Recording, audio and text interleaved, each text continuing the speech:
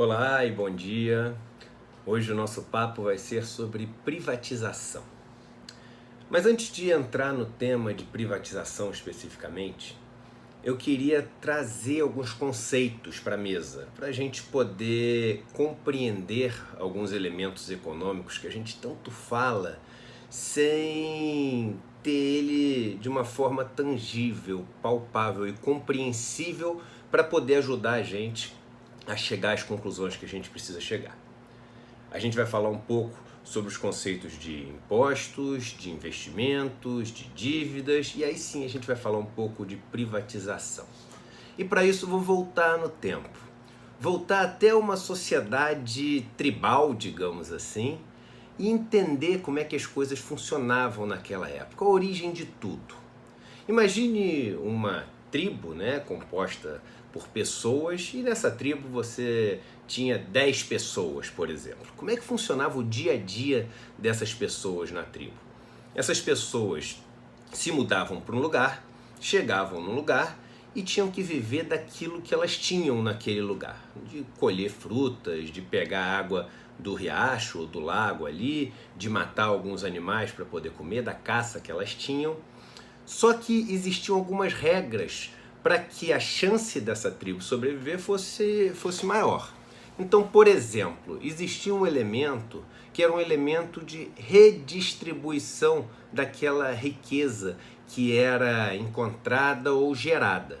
O que isso quer dizer? Quer dizer o seguinte: se alguém pegasse e caçasse alguma coisa, essa caça ela era entregue para o líder daquele grupo, que pegava a caça e distribuía por todo mundo. É engraçado, a gente vê hoje às vezes uns programas na televisão, naqueles canais lá que mostram os animais caçando, etc. E com os animais é muito assim, né? Um animal pega a caça, todos se juntam e eles dividem ali. E por que isso era feito? Porque na época o pessoal era socialista, não tinha nada a ver com isso. Isso era feito assim porque isso aumentava as chances de todos ali no grupo sobreviverem. Porque ninguém consegue caçar o urso todo dia, né?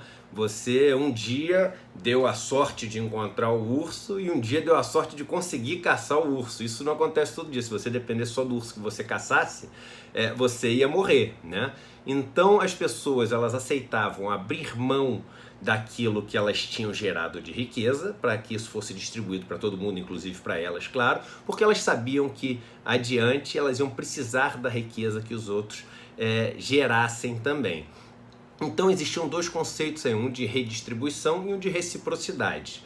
E elas entendiam também que um grupo era tão mais forte como mais forte eram todos os elementos do grupo. Ou em outras palavras, né, a força do grupo era dependente da ponta mais fraca do grupo. Quanto mais forte fosse a ponta mais fraca, ou o elo mais fraco, mais forte seria o grupo. Então você tinha que fazer com que o mais fraco fosse o mais forte possível. Não era de interesse nenhum do grupo, por exemplo, que 5 pessoas juntassem a comida toda e 5 morressem de fome.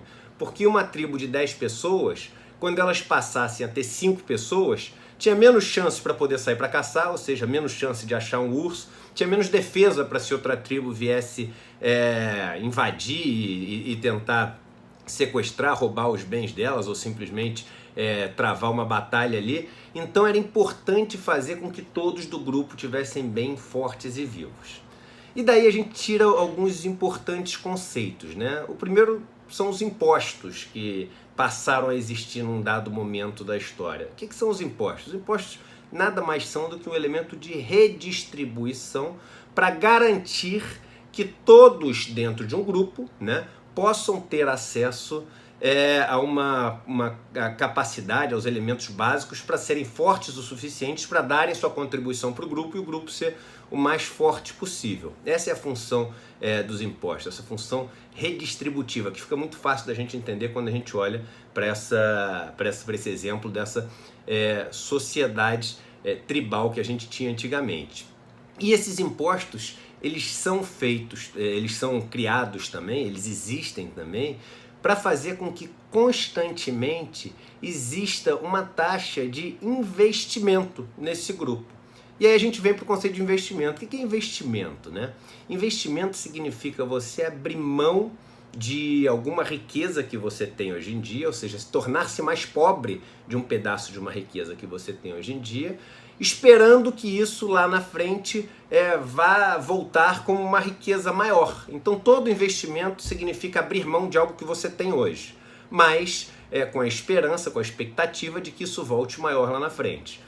E as sociedades, os grupos, etc., eles precisam estar sempre investindo. E por que eles precisam estar sempre investindo?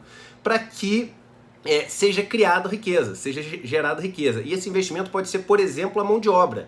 Isso faz parte da riqueza de um grupo. Então, quando você trabalha, você está colocando, abrindo mão de uma certa energia sua para poder voltar isso em termos de mais riqueza lá na frente. E você tem que gerar riqueza, porque qualquer comunidade, ela consome riqueza ao longo do tempo, e a riqueza vai diminuindo. Se ela não gerar nova riqueza, a sociedade ela acaba deixando de existir. Outro conceito importante quando a gente volta para essa sociedade tribal é que o grupo ali e as pessoas que dividiam e o que era colhido para ser dividido, etc., existia uma sensação de ser tudo uma coisa só.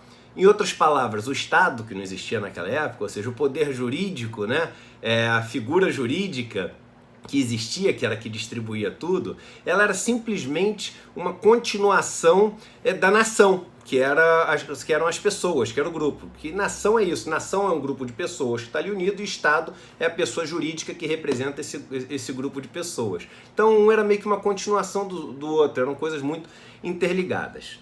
Pois bem, num dado momento houve uma grande mudança de paradigma no mundo, que você passou a ter a propriedade privada, né? Então você passou a ter pessoas que eram donas de pedaços de terra, donas de meios de produção, etc. E isso fez com que esse processo ele ficasse um pouco diferente do que era antigamente. E você passou a ter alguns núcleos dentro dos grupos, tendo como objetivo não fazer com que o grupo fosse cada vez mais forte, mas com que esse núcleo, essa pessoa, esse indivíduo, essa família, essa empresa, fosse cada vez mais forte, cada vez maior. E, além de encontrar riquezas na natureza, elas passaram a encontrar riqueza nos outros indivíduos do mesmo grupo, né? O que, pensando assim nessa cadeia lógica, parece até uma coisa absurda. Pô, mas como é que você chama de mesmo grupo, então, se um está pegando riqueza em cima do outro, etc. Mas é assim que as coisas funcionam. Mas você continuou tendo, misturado com isso, o poder público. O que era o poder público? Era uma organização que funcionava igualzinho lá na época dos nossos antepassados tribais, que reunia um pouquinho do que cada um caçou, né, gerou de riqueza, e redistribuía para todo mundo, para o grupo continuar forte.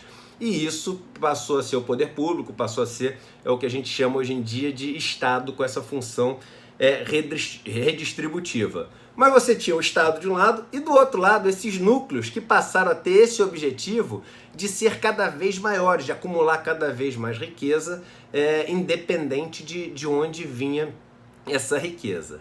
E aí esse grupo teve uma ideia em algum momento brilhante. E essa ideia foi a seguinte: olha, eu tenho como usar o Estado para ser um coletor de riquezas e um canalizador dessas riquezas para aumentar a minha riqueza pessoal em detrimento da do grupo. O que é uma maluquice, pô. Como é que eles conseguiram fazer isso? E a principal maneira que eles conseguiram fazer isso foi endividando o Estado. E como é que eles colocaram esse vírus nesse programa, né? Que é como se tivesse um programa de computador que você colocou um vírus e esse vírus vai crescendo, crescendo, de repente toma o controle todo do programa de computador. Chegava num dado momento onde aquele grupo de pessoas, né, aquela nação, era convencida de que precisava progredir, de que precisava ir atrás do progresso. E ao precisar progredir, os indivíduos que já eram indivíduos que tinham mais posses, mais ricos, né, que tinham mais riqueza naquela população, naquele grupo, chegavam e falavam o seguinte: olha, o nosso grupo inteiro precisa progredir, precisa gerar mais riqueza, e o investimento para esse progresso tem que vir do poder público, tem que vir do que junta de todo mundo. Por que que tem que vir do que junta de todo mundo? Porque vai ser algo que vai beneficiar todo mundo. Mas esse progresso que a gente tem que ter é muito grande ou é esse tipo específico de progresso e o poder público não tem dinheiro para isso. Mas nós temos a solução. A gente empresta para você, poder público, as riquezas que a gente tem. Mas depois, quando você gerar todas essas riquezas, você tem que devolver para a gente isso que a gente emprestou para vocês. E aí pronto, está colocado o vírus no sistema. Você começa a endividar o poder público, endividar, ele vai ficando cada vez mais endividado, até que chega num ponto onde o poder público fica tão endividado que toda a riqueza que é coletada de todos os indivíduos do grupo, ela não serve mais para aquela redistribuição para os elementos mais fracos, mas sim para honrar aquela dívida que foi feita lá no começo, que se tornou gigante por causa do acúmulo de juros, desse poder dos juros compostos, de juros sobre juros.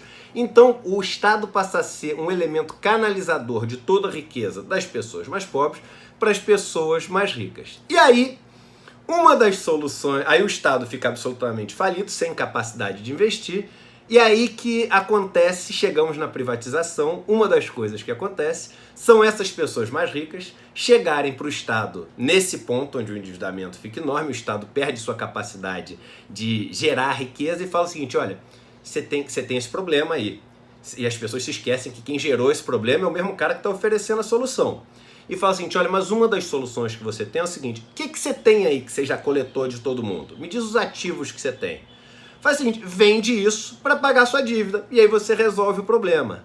E aí você consegue um mecanismo que, na verdade, coletou montanhas de riqueza, ou seja, os ativos que tem em poder do Estado, e transfere isso para a iniciativa privada, fazendo com que a equação termine toda bem feita. Então a privatização nada mais é do que isso. Você pegar ativos que foram criados pegando um dinheirinho de todo mundo e transformar esses ativos, transferir esses ativos para a mão de pouquíssimas pessoas, que são as pessoas que emprestaram dinheiro lá atrás, que virou essa montanha aí. Aí você deve estar pensando, não, mas não é isso, porque você, quando privatiza, a empresa privatizada não vai para essas pessoas, vai para outros grupos, mas são grupos privados também, que também são donos dessas dívidas, e o dinheiro que é coletado com isso, que é o dinheiro em troca desses ativos, né, que você vendeu de todo mundo, não vai para todo mundo, vai só para um grupo de pessoas que tem essa dívida. E aí a gente chega no caso brasileiro, né? Onde hoje em dia fala-se tanto de privatização, que o Estado está falido, etc. Muito parecido com toda essa historinha que eu acabei de contar. E aí você tem duas situações. Uma situação onde você tem alguma empresa que realmente está consumindo cada vez mais essa riqueza pública, ou seja, uma empresa está dando prejuízo todo ano, etc., e não está contribuindo em nada para o poder público. Pode ser que seja uma empresa que esteja dando prejuízo, mas que seja essencial para fazer com que todas as pessoas daquele grupo, daquela nação, tenham uma condição melhor de viver, uma capacidade maior de poder exercer suas funções no dia a dia de uma maneira justa, de uma maneira igual, né? Vamos ter na cabeça que empresa pública não existe só para dar lucro. Isso é uma ideia que a gente tem, que a gente traz da iniciativa privada. As empresas públicas existem para fazer com que oportunidades e que condições sejam mais bem distribuídas e que todos no grupo tenham uma força maior. Então tem empresas que, se elas têm essa característica de dar prejuízo, né, e de não dar condições ou coisas que a sociedade precisa, principalmente as pessoas mais fragilizadas da sociedade, faz sentido você se livrar daquilo. Particularmente essas empresas normalmente não têm valor nenhum, né? Agora, o que a gente está falando de privatizar, por exemplo, a Caixa Econômica Federal, eu estou gravando esse vídeo principalmente porque eu recebi assim, centenas de pessoas pedindo para eu gravar um vídeo sobre a questão da privatização da Caixa, a gente está fazendo exatamente o contrário.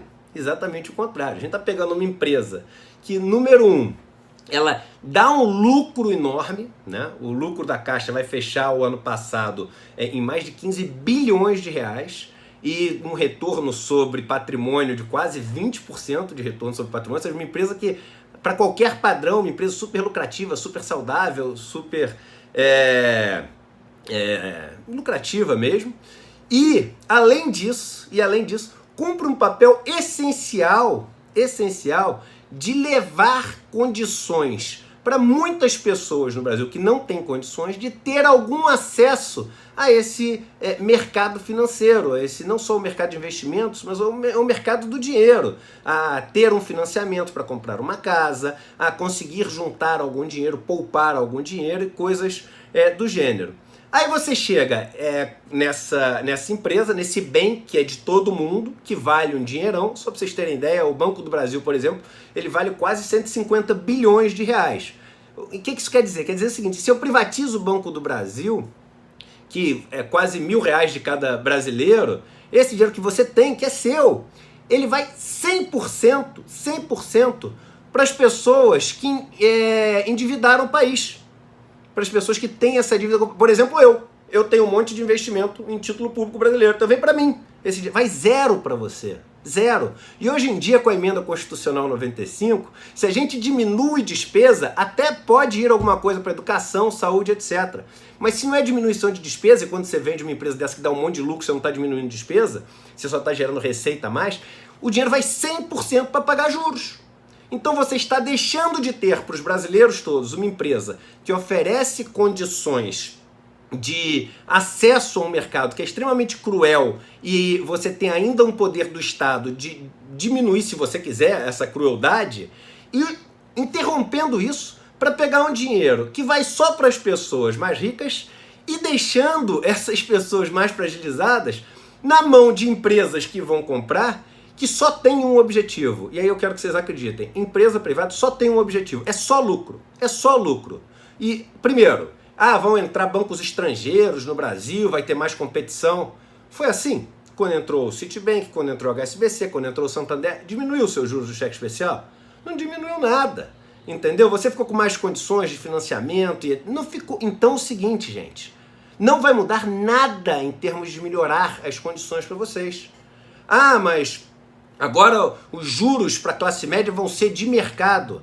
Você já está vendo aí assim, mas eu nunca vou ganhar os R$1.000 que você falou, que é a minha parte lá na empresa. Mas você ganha sim. Ganha, por exemplo, quando você tem um juros subsidiado para a classe média, fazendo com que ela tenha acesso a ter uma casa própria, por exemplo, ter onde morar e não seja endividado para sempre, um escravo econômico, porque ela tem juros um pouco mais baixos naquilo. É uma maneira de você redistribuir renda também. Você interrompe esse processo de redistribuição de renda quando você faz um negócio desse.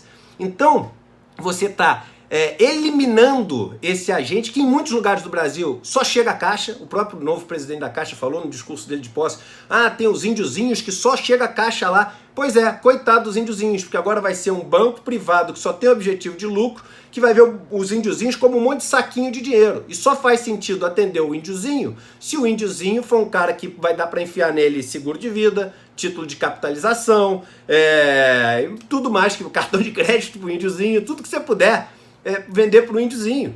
Entendeu? Porque não tem mais sentido ser aquele que provê uma solução para tornar a vida do índiozinho melhor. O índiozinho passa a ser mais um adversário quase seu, onde você quer criar mais uma montanha de riqueza para um grupo que já tem uma montanha de riqueza, que é isso que vai acontecer. Os grupos que compram são grupos que têm montanhas de riqueza.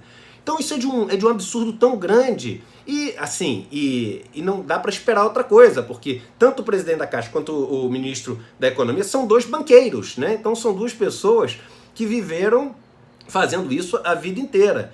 Então isso que está acontecendo com a Caixa Econômica Federal, isso é uma maluquice total. A gente está pegando um ativo que é de todo mundo, que vale um dinheirão, que dá super certo, que tem um lucro enorme, e fazendo o seguinte, transferindo isso para as pouquíssimas pessoas que têm uma dívida com o Estado e transformando toda essa população brasileira em fonte de enriquecimento desses caras que vão comprar a Caixa.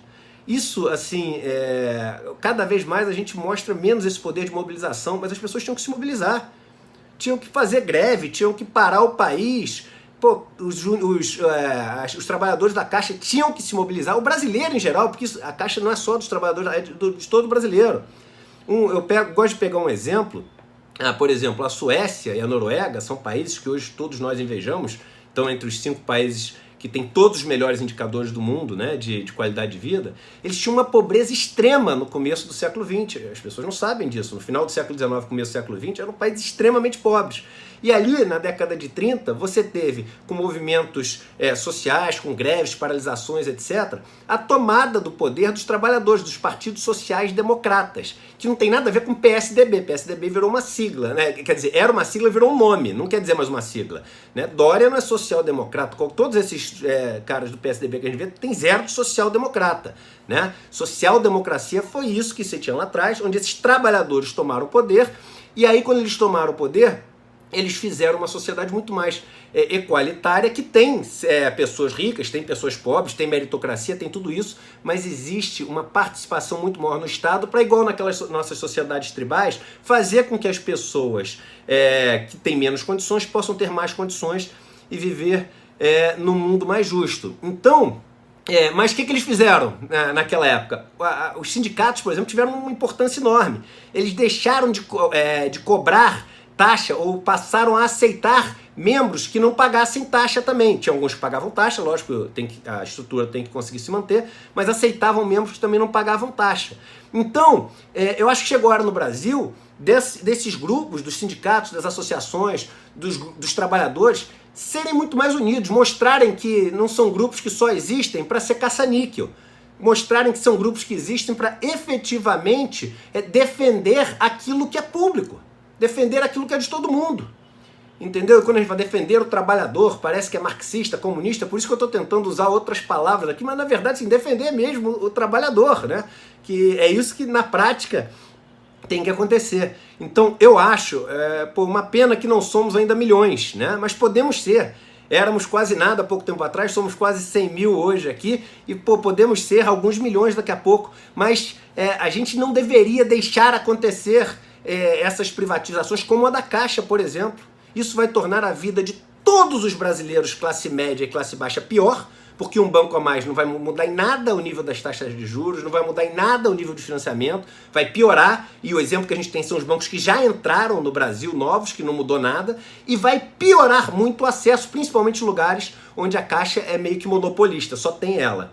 Então eu acho que chegou a hora da gente começar a pensar de uma forma mais inteligente nessa organização que a gente tem para não deixar que esse tipo de coisa aconteça. Bem, gente, desculpa, hoje eu passei um pouco do tempo que normalmente eu passo falando aqui no grupo, mas tem coisas que eu acho que vale a pena a gente explicar de uma forma mais detalhada. Tinha um professor, um ex-chefe meu, que foi professor meu também na vida, que ele falava o seguinte: Eduardo, me explica devagar que eu entendo rápido. E eu acho que na vida muitas vezes é assim mesmo. Agora, eu queria falar novamente, eu preciso da ajuda de vocês para fazer com que essas mensagens cheguem a muita gente, a muita. E quando eu falo muita, a gente já chega no número nominal a muita gente, sei lá, 50 mil pessoas, alguns vídeos chegam a 100 mil pessoas, mas a gente tem que tentar chegar em todo brasileiro, até nos que não concordam, para eles poderem não concordar, mas pensando de uma forma um pouco mais profunda, sofisticada, tendo um contraditório para poder a cabeça deles pensar em alguns argumentos também, para ajustar o que está sendo feito para uma direção que é um pouco melhor para eles, né? Porque muitas vezes eles têm seus carrascos de estimação. Então eu conto com a ajuda de vocês para ajudar a espalhar essa mensagem, compartilhar, para poder chamar amigos para assinar esse canal, para a gente poder formar realmente um movimento. Eu falo isso, eu considero vocês embaixadores desse canal, embaixadores dessa mensagem. Então assina o canal se você não assinou, curta, é importantíssimo ter muita curtida, porque isso joga no algoritmo e aí os vídeos começam a ter uma visualização muito alta, e convidem amigos para curtir e compartilhar o canal. É muito importante que vocês façam isso, compartilhando essa mensagem para todo mundo. E não vamos perder a esperança não. Foram nos momentos mais difíceis que todos esses países passaram. Eu dei o exemplo hoje da Suécia e da Noruega, que eles conseguiram virar o jogo e transformar os países em menos de 100 anos nessa maravilha que eles se tornaram hoje em dia. A gente pode fazer igual. Se não der para mim, para os meus filhos, para os meus netos, eu tenho certeza que dá. Mas começa agora. Um abraço, gente, e um bom dia para vocês.